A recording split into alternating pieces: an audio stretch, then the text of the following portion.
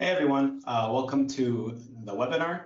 We're going to get started in about a minute or two. We're going to give some people an additional minute to join. Yeah.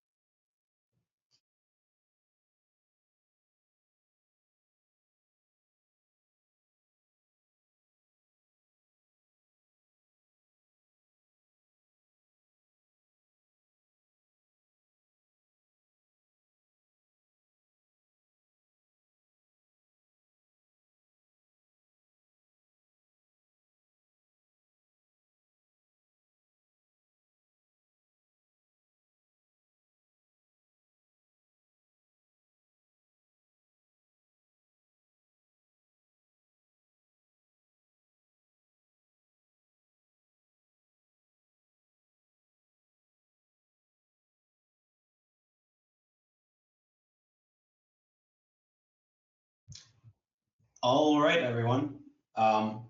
Welcome to this DoiT International webinar. This is in collaboration with Google Cloud.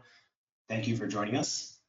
Today, we'll be covering how to uncover BigQuery optimization opportunities without the time-consuming effort that is typically involved in doing so. And as part of this, we'll be demonstrating a technology that we built called the BigQuery Lens, which makes it easier to understand your team's BigQuery activity and services recommendations that help you use it more efficiently. And so if you have any questions along the way, please add them to the Q&A section of this webinar tool, and we'll get to them at the end of the webinar. And so two people presenting today, myself, Matan Bordo. I'm a product marketing manager at DoiT International. We also have Magda here, who is a software engineer for our platforms team. And this is what we're going to be covering today. So first, I'm going to start with a quick 1-minute introduction of DoiT International, just to give everyone here some more context on who we are and why we're building this thing called the BigQuery Lens. Then Magda's going to go over the common ways that teams manage and monitor their BigQuery usage today, as well as some of the main challenges that come along the way with these existing methods.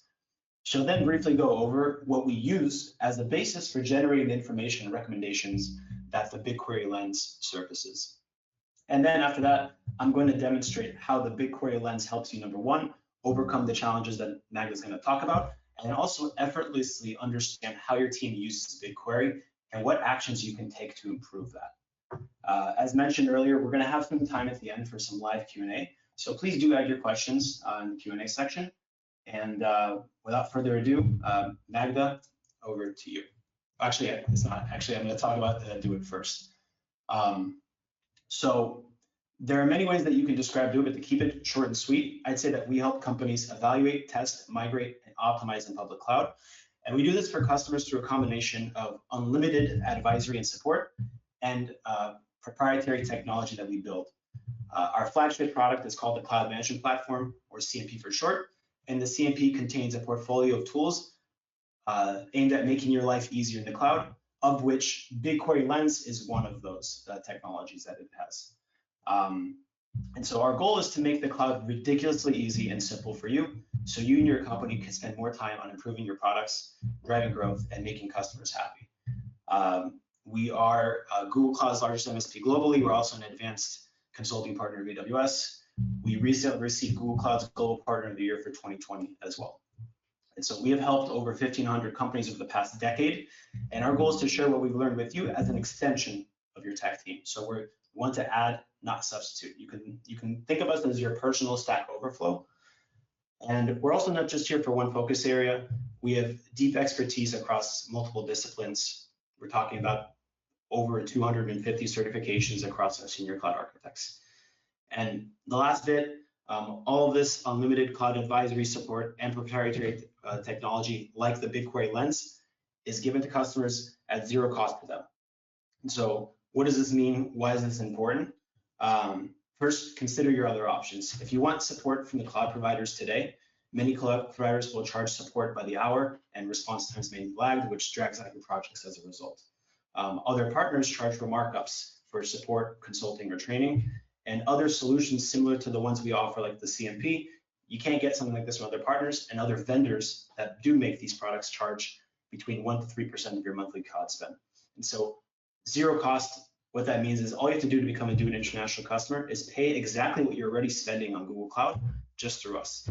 There's no markups or anything or complicated contracts.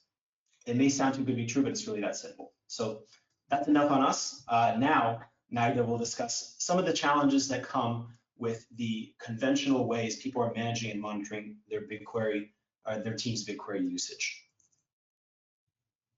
Thank you, Matan. Google BigQuery is a vital part of many teams' cloud operation. As such, it's important for admins and team leaders to know exactly how it's being used and to ensure it's being used correctly. Without keeping an eye on research use, like everything else in the public cloud, your costs might climb. Plus, you can't optimize what you don't know, right?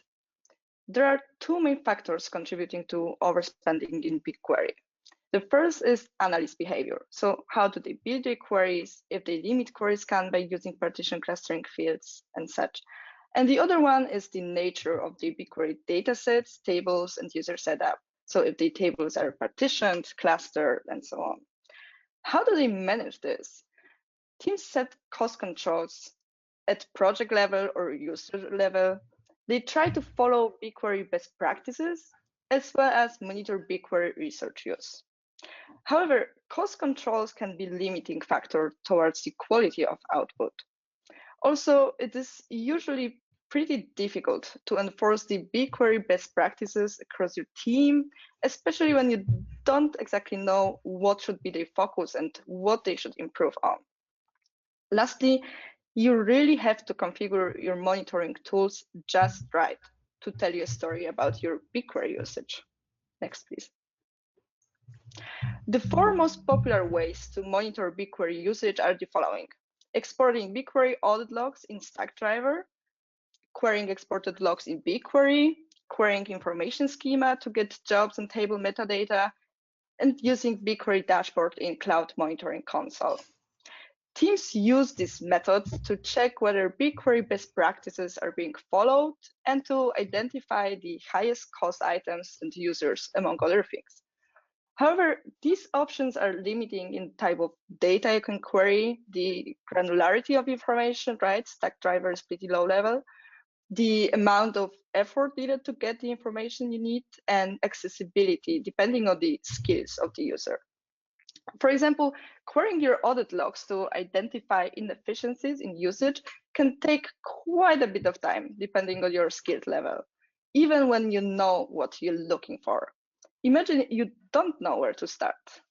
Next, please. We are putting three sources of data together in order to extract most valuable information, which would tell you a story about your usage and also help you to reduce it. Those are BigQuery audit logs, table metadata, and cloud billing data. We are also using the Jobs API directly in order to fetch historical jobs to be able to provide insights regarding BigQuery usage without having to wait for the data to sync into the logs table. Combining jobs metadata and tables metadata gives us the ability to detect, for example, query scanning partition tables without using partition fields, or tables which could be clustered on a specific field in a certain order based on the historical queries executed by your team, and many more. Also, from jobs metadata, we can see what was the last time your team has queried each table you have in your organization. Then we are in a good position to recommend you creating a backup and removing some of your tables in order to reduce storage costs. From the jobs metadata, we can not only get insights regarding the scan in terms of size and cost, but also slot utilization, which is something that customers using reservations are mostly interested in. Now I'll let my colleague tell you more. Matan, the floor is yours. Thanks, Magda. And so out of everything that Magda just described, we landed on this technology we built called the BigQuery Lens. You can think of it as a Swiss Army knife for optimizing BigQuery usage. And there's I would say, three main points about this. Number one, it's pre-configured. You don't have to configure anything. And that's because, again, the BigQuery Lens, it analyzes your team's BigQuery behavior, it aggregates information, and it displays the most important statistics for you. So unlike the alternative solutions and methods that Magda brought up, this brings the most important insights and recommendations to you without you having to configure any queries or anything yourself. So number two, you can easily go from high level to super granular in a few clicks, which will help you understand your team's behavior. And there's not much I can say to it. You're going to see it in the demo pretty shortly.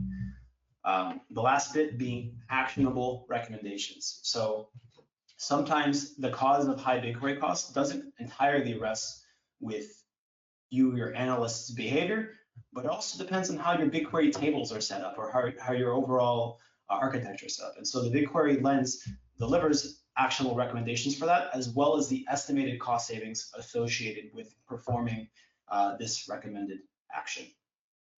And so with that said, next we have a quick demo. So I'm going to switch tabs to the DoiT Cloud Management Platform. In this case, I am in what's called our demo mode, which if you're not a DoiT International customer already, you can explore the BigQuery Lens as well as other features for free using sample data in our test drive environment that you see here.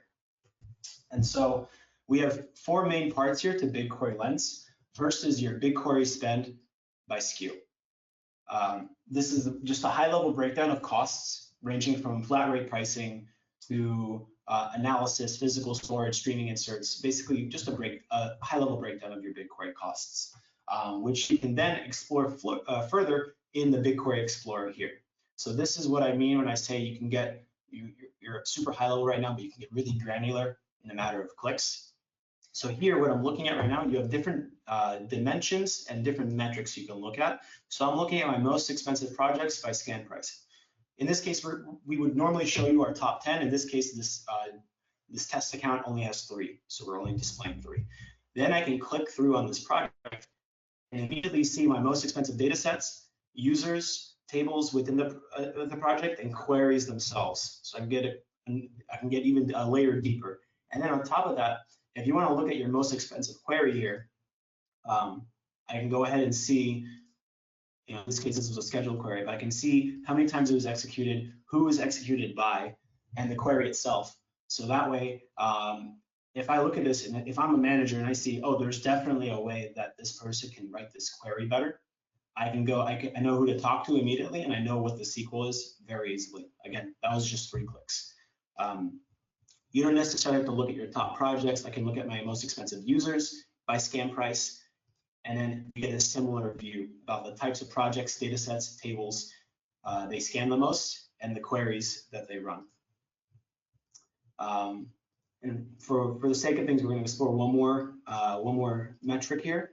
You can also look at things in terms of scan terabytes, storage price, storage terabytes. So if I want to look at things in terms of storage, you'll get a quick breakdown of long-term storage versus short-term storage for this particular project. Next up, we have BigQuery recommendations. So as mentioned, sometimes the cause of high BigQuery cost doesn't entirely rest with your analyst behavior, but how everything is set up. And so here you can see we have different recommendations, such as cluster your tables optimally and the resultant savings. So if I click on this, I get the tables that could be clustered and what field or fields you should cluster them by. So there might be multiple fields. They will be displayed in the order, in the preferred order that we think you should cluster them by. And this is the savings potential right here. And the way this is calculated is all of this is from your last 30 days of use in BigQuery. And so this is basically saying if your activity, if you were to reproduce your activity from the last 30 days roughly, you would save just $1,100 just from clustering this one table. So of course, if your behavior slightly changes, it won't be exactly 1,100, but you kind of get the point there. We have other recommendations. So similar to cluster your tables, we have partition your tables, limit query jobs. So if you have jobs that occur a lot and maybe they're not necessarily scheduled, or maybe they are scheduled, sorry, we give you some suggestions where if you reduce the frequency in which you executed a certain query by, in this case, 30%, this is how much you would save. And so you can explore that as well. Other things, backing up and removing unused tables, and then enforcing partition fields. So specific queries where you can enforce partition fields and save money. And I forgot to mention, so coming in Q4 for both the recommendations and for the BigQuery Explorer, you're gonna be able to analyze projects in the context of slots. And we're also gonna be adding a recommendation here for optimizing your slots usage schedule if you're using flat rate pricing. So if you have peaks and dips in your daily usage, we will make suggestions on moving certain jobs during the peak moments to those dips. And so essentially, if you think about it, it's like a game of Tetris where we're going to try and give you a flat, consistent block of slot usage, so you don't hit those, so you don't have really any peaks, so it's all spread out. The last part here is your BigQuery scans by table type. So this tells you how efficient you are with your queries from the perspective of the types of tables you're querying. And so in this case, we're doing a pretty good job because 84% of our tables are clustered. So we're pretty efficient there. But if this were no partition tables, for instance, then that would be something that we could act upon. We would then want to follow these recommendations more closely to get most of this table tree map chart to say that we're mostly querying clustered tables. And so going back to the presentation, what does life after BigQuery Lens look like? This is a quote from one of our customers that uses it. I don't need to read it for you, but they did experience 25% month reduction in their costs for BigQuery. But we also don't just want to focus on cost savings here. There's a lot to be said about, again, Magda mentioned this, the time and work required to generate a lot of these insights that you just saw manually. Piecing together clues from BigQuery autologs can feel a lot like reassembling shredded documents. Even if you know what you're looking for, it's still time consuming. And so being able to quickly zoom in and out and slice and dice your BigQuery span any way you want in 3 clicks or less, that'll also have an impact on your day-to-day if before you were manually getting all this information. And also, it's not necessarily about reducing costs in BigQuery, but making sure you're using it efficiently. Sorry, it's not necessarily about reducing costs in BigQuery, but making sure you're using it efficiently. BigQuery is incredibly efficient. It's people that sometimes aren't. And so this is aimed at making you more efficient when you're using BigQuery. And lastly, again, if you want to test drive the BigQuery Lens and even the rest of the DoiT cloud management platform, there's some other capabilities there that will help just help make your life easier in the cloud. You can create a free account and explore with sample data using the link below. We can also send this link over to you afterwards. But you can basically explore this all with sample data. And of course, if you're interested in just becoming a DoiT International customer, as mentioned, it's literally just paying your cloud bill through us. Then we will also send you a link on how you can contact us to start a discussion around that. And so that's about it from us. Are there any questions? Again, you can get in touch with us using this link.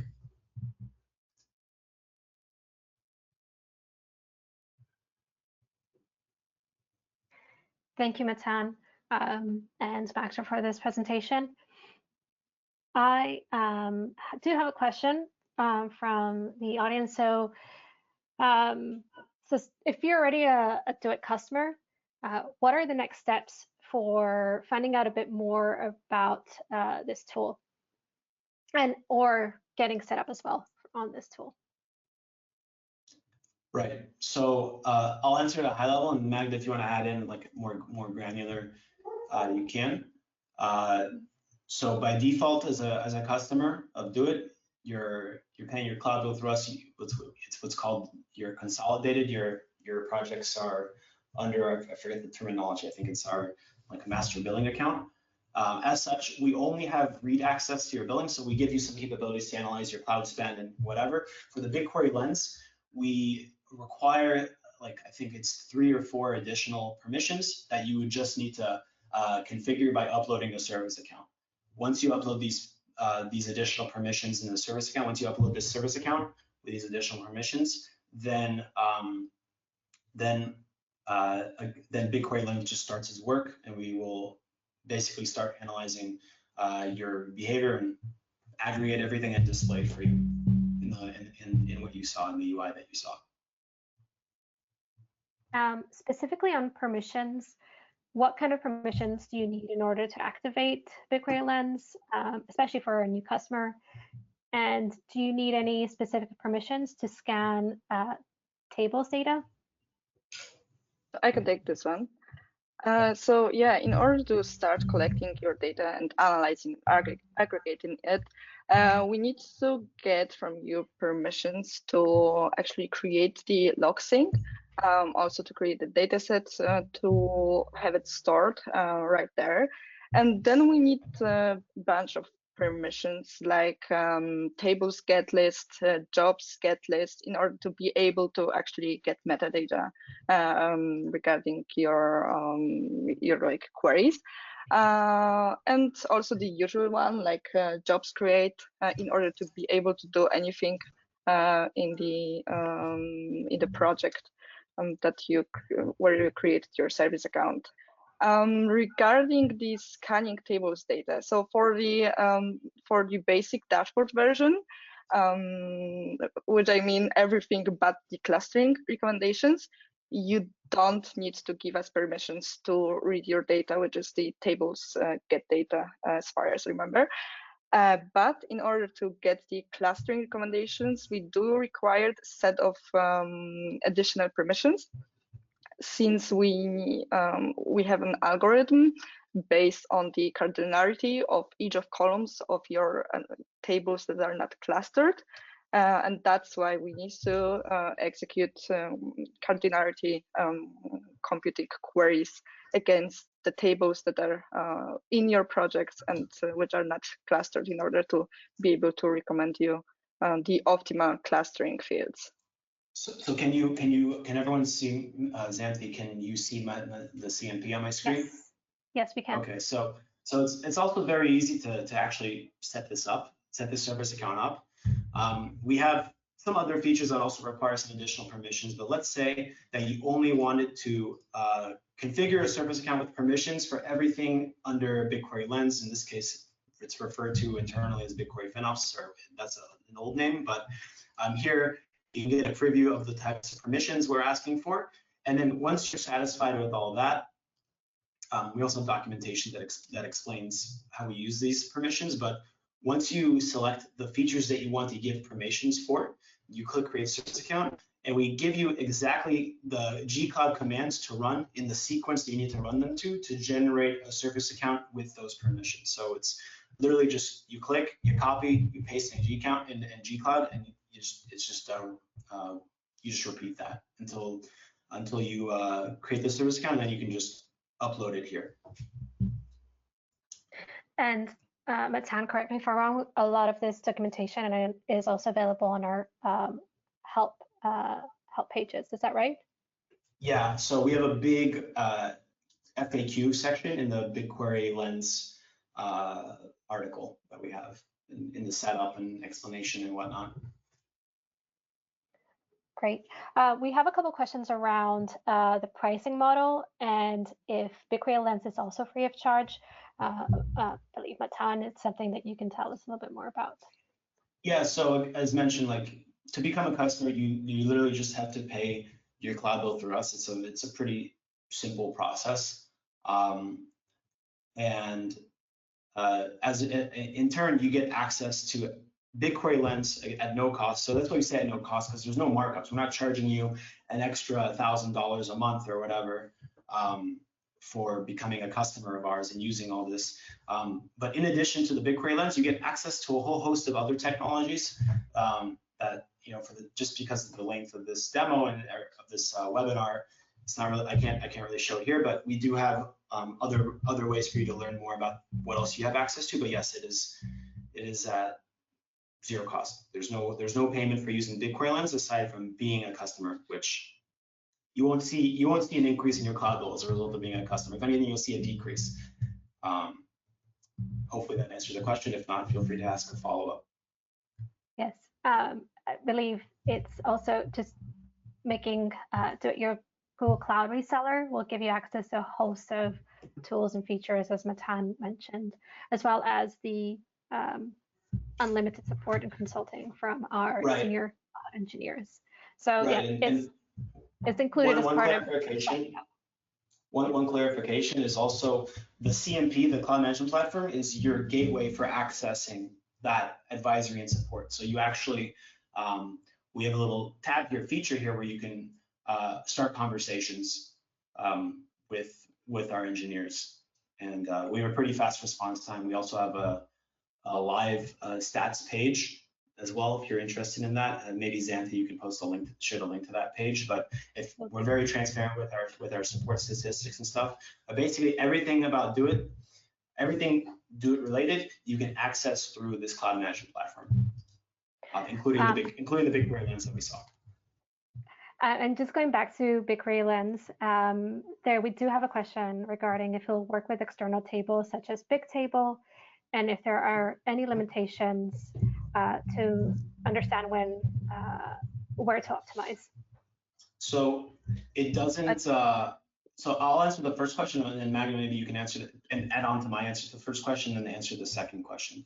Magda, correct me if I'm wrong. I don't think BigQuery Lens works with Bigtable tables, but no, it doesn't. we have received lots of feedback / feature requests where people basically want the equivalent of a BigQuery Lens, but for services like Bigtable. Bigtable is actually one of the more popular ones.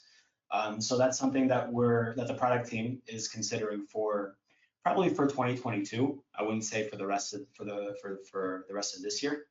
But Magda, feel free to add on or take the second part of that question. Yeah, so as you said, we are not supporting Bigtable yet here. And regarding the limitations, well, for now, the only limitations we have is that we don't have anything for customers using reservation on the dashboard yet. So we don't provide any slots, purchase recommendations, for example. However, we are currently working on that, and we are planning to release it in this quarter, in the next quarter, which is coming soon. So yeah, stay tuned. A lot of exciting stuff coming up. Very interesting slots recommendations, which can give you really great savings. That's something we are currently working on in the engineering team. And also just splitting that view, because you might have I've talked with teams, for instance, where the bulk of their projects are under a flat rate pricing plan, but they will have, what's it called?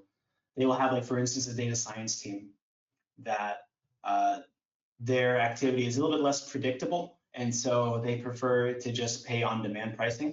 And so we're also introducing this sort of split view where you can change between projects that are covered under flat rate pricing versus those that aren't.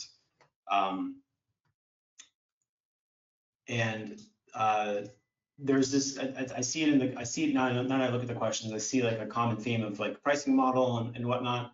And so it might sound too good to be true. So you might be wondering, how does this happen at zero cost?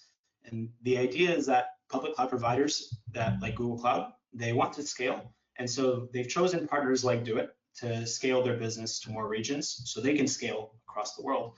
And so Google is primarily a technology and engineering company, and they prefer, my guess is they prefer to rely on partners more for support needs and things like that. And so that's sort of how it works. There's sort of a margin associated with partners, and that's our business model. And just one final question, I think we just have time for just one more, is will you configure audit logs, or all the information would be displayed using metadata? Yeah, so I'll take this one.